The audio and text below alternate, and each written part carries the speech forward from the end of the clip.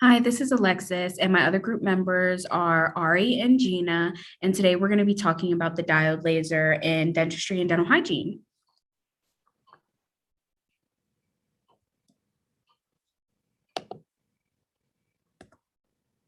So we will be talking about the history, the technology, its uses in dental hygiene, its advantages and disadvantages, and how it's impacted dental hygiene altogether.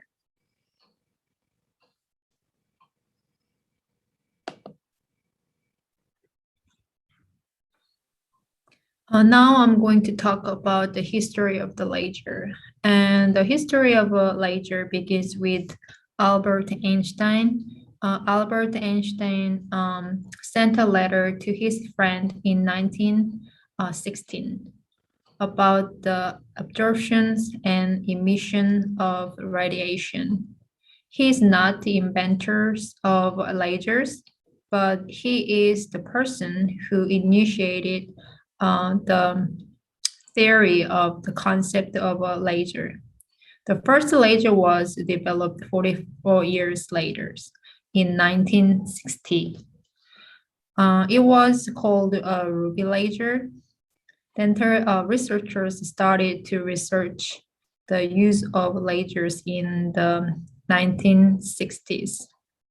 In 1965, the researchers finally reported that the ruby laser could possibly be used for cavity treatment because one of its effects of evaporating enamel. But it was not safe to use at first because a continuous wavelength was way too powerful and it damaged heart tissue and pulp. Researchers took decades to solve the problem of lowering the strength of the laser by creating the perfect wavelengths that would not harm surrounding tissue during dental treatment.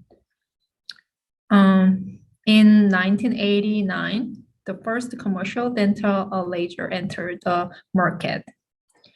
In the 90s, significant advancement in laser technology. Andy Yag was invented in the 1990s, and in the 1997, ER Yag was invented. In the 1998, YSGG was invented and was approved by Food and Drug Administration. And in the late 90s, erbium and carbon dioxide and diode lasers were invented. So this is the model that we are using in the clinic. And there is others. The diode laser units are used in the dental field are portable units, and there are multiple buttons on the front of the machine for a clinician to adjust the modes or energy strength and diffuseness of the beams. There are two modes that a clinician can choose depending on their needs. The two modes are continuous and pulse mode. The energy is produced continuously in the continuous mode and in intervals while in pulse mode. The laser energy is channeled through optic fiber.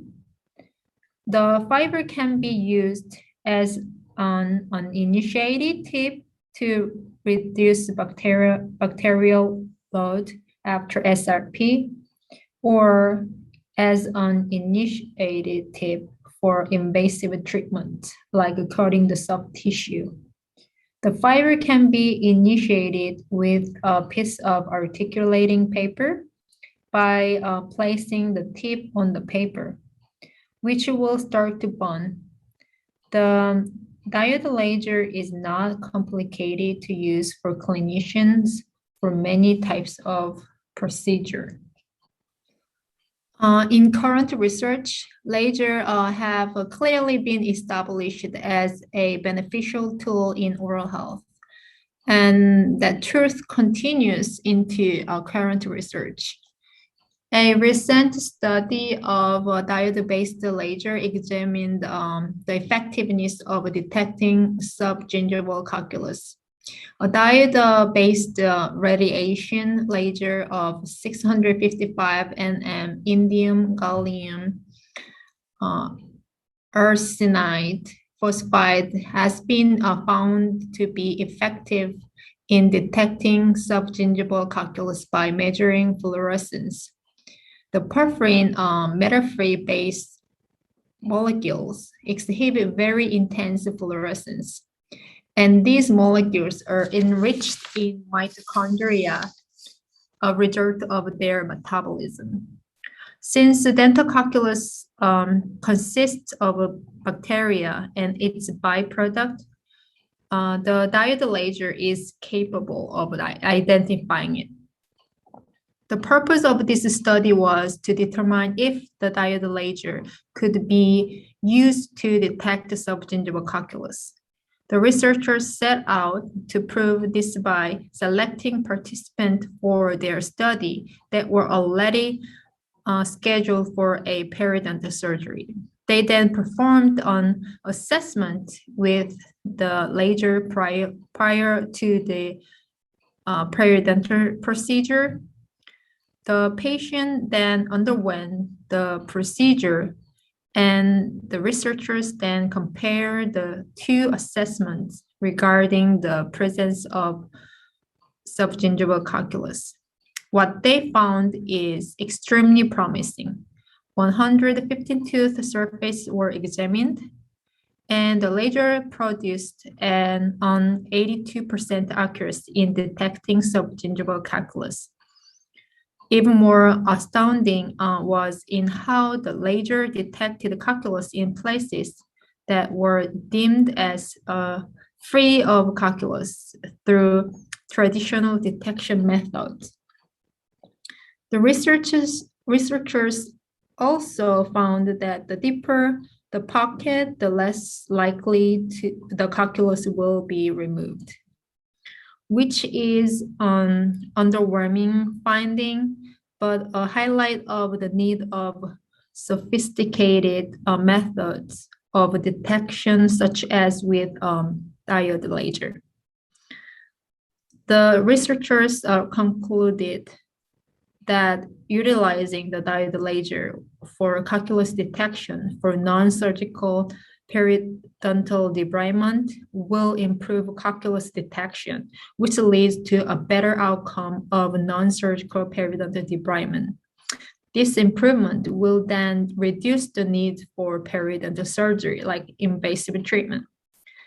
This study substantially supports the use of the diode laser to improve dental hygiene outcomes.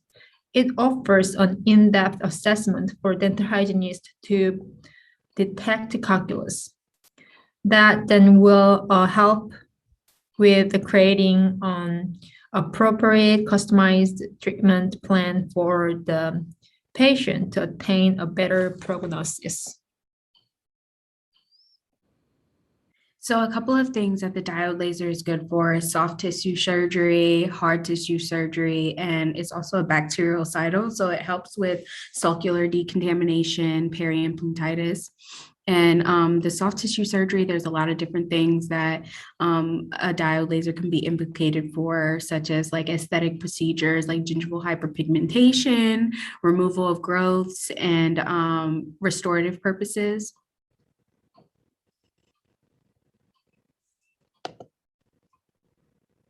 So here is one of the case studies that was a part of my research was the pyogenic granuloma. And so basically at first they couldn't really diagnose what this growth was. So they had to cut it out and actually test what the growth was. And it turned out to be a pyogenic granuloma. So here you can see the diode laser being used to remove it. And here's the end product right here. And then here's 10 days post-op. So you can see that this didn't require any sutures. There was also very minimal bleeding, and the healing process definitely sped up with the diode laser because a lot of its benefits are hemostasis, which slows the flow of bleeding.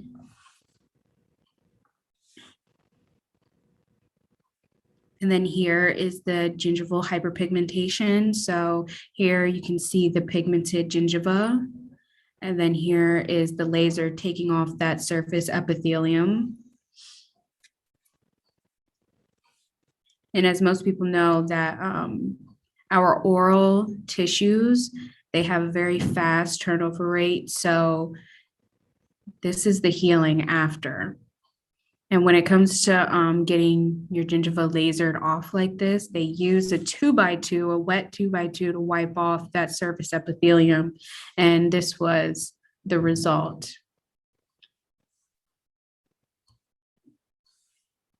And then here are some more pictures for the periimplantitis. So with periimplantitis, it's very, very touch and go because it can either turn out really good or really bad. And it's hard to clean these surfaces because we don't want to cause any type of damage to the threads of the implant. So lasers are definitely really, really, really good to decontaminate surfaces and get into those deep pockets. So for this one, for more specifically, had a 7 millimeter pocket, and they went in with the laser to do a little bit of decontamination and in hopes of better healing and acceptance of the implant.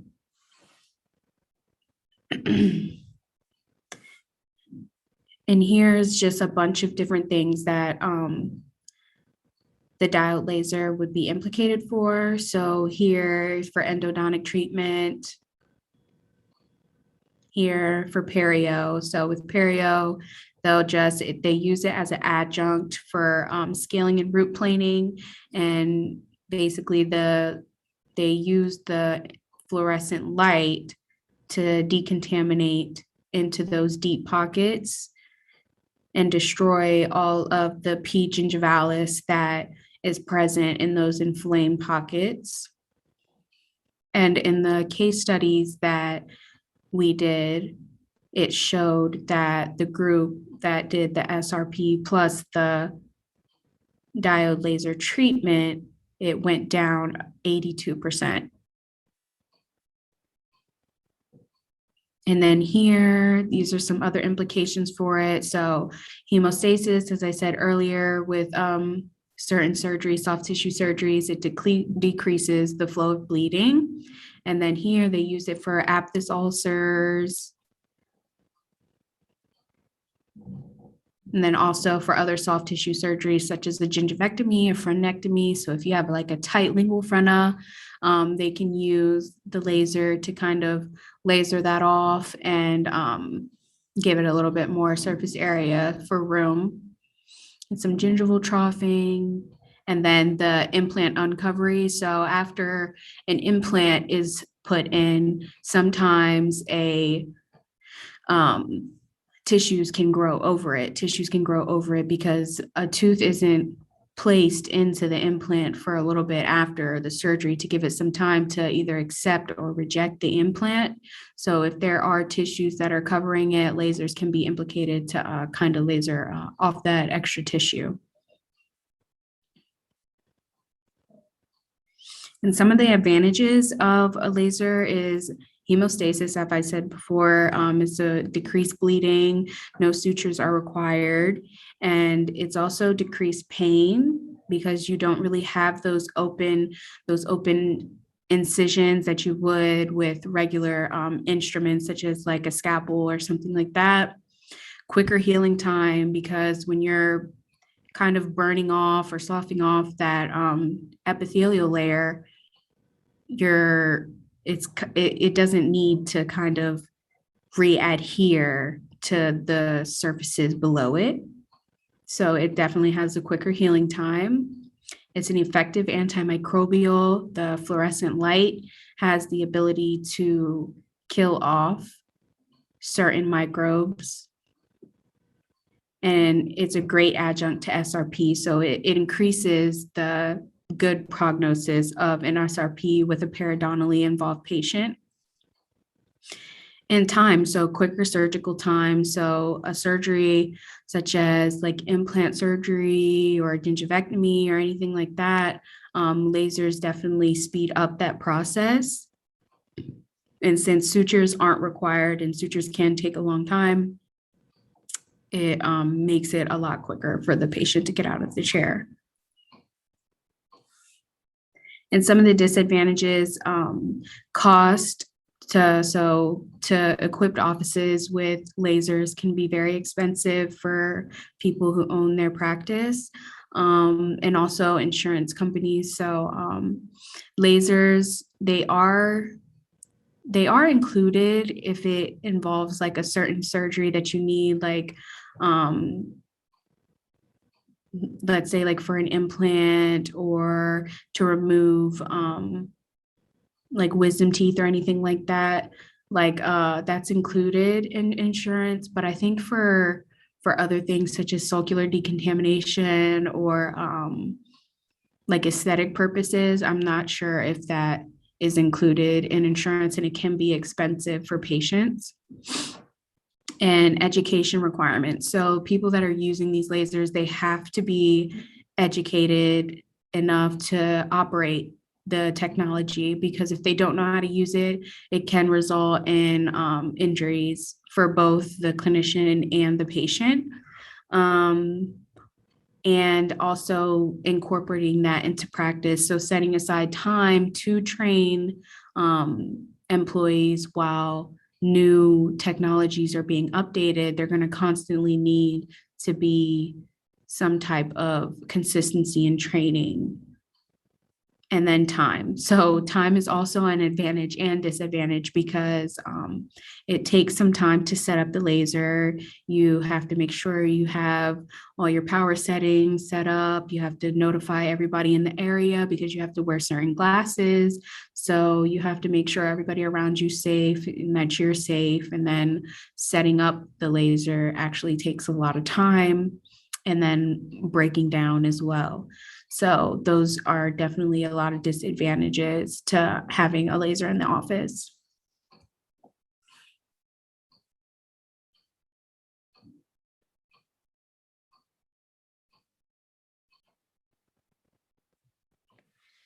Okay, now we want to talk about educational requirements.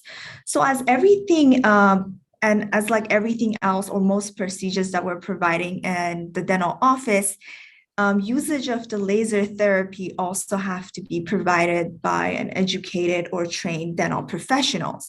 So if we have a dental hygienist who's trying to provide laser therapy to a patient, they are supposed to have some trainings done before providing those laser therapies. So we have some states that they have specific requirements, competency training, and safety training, which are done by LSOs, which is laser safety officers, who are responsible for administrating safety program and making sure that the team is educated in the uses of the laser. It is important for our hygienist or anyone who's providing the laser therapy to know the precautions, risk, benefits, and indications, and even contraindications for any procedures that they are providing. This will allow them to basically avoid any sort of dental emergencies, and in case of any dental emergencies, our clinicians would know how to react to those emergencies and how to control them. We're going to the next slide. Okay, now we want to talk about risk and contraindications at our office while we're using our laser therapy. Even though we have our proper training and qualifications, still there are risk and contraindications that we have to look out for. For example, if we're using the laser, we know how important it is for everyone, clinicians, whoever is in the operatory, and our patients to wear the eyewear to protect the retina of the eye. the radiation of the laser could damage the retina, and that those damages could be permanently causing eye problems to anyone within the operatory. And skin damages like blisters, that could be happening because of any sort of initiation happening in the mouth, and initiation for the tip of the laser and causing damages to the tissue of the mouth. And then some contaminated plum, which that could be a result of the burning of the eyes, throat irritations, nausea, vomiting, chest tightness. And that's because of the laser plum may be contaminated. Laser plum may contain tissue debris and particulate gases. And this is all because of the laser is providing, heat and can cause a lot of problems. And contraindications, again, could be alcohol, metals, and nitrous oxide. Alcohol uses anything like cleaning the tip of the laser with alcohol wipes, or even giving the patients alcohol mouth rinses before and after.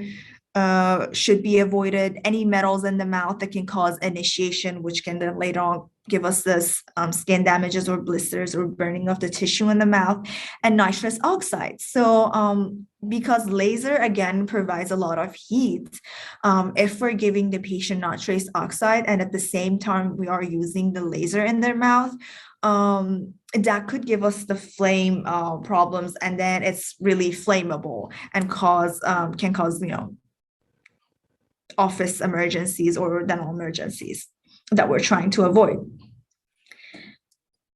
Okay, so in conclusion, we have lasers that are serving variety of purposes and contribute to within our field, that can be both useful and harmful in some situations. So there are some studies that are saying that they are not so useful when we're doing caries detection, but there are studies that are saying lasers are useful for pain management, healing, diagnosis, decontamination, and even for aesthetic usage.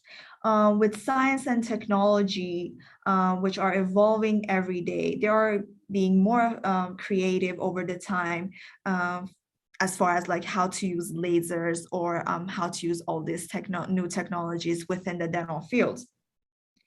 Although there are current broad uses in the scope of the dentistry, more specifically, the uses of the laser in the dental hygiene practice have increased positive prognosis, efficiency, and productivity of the dental hygienist.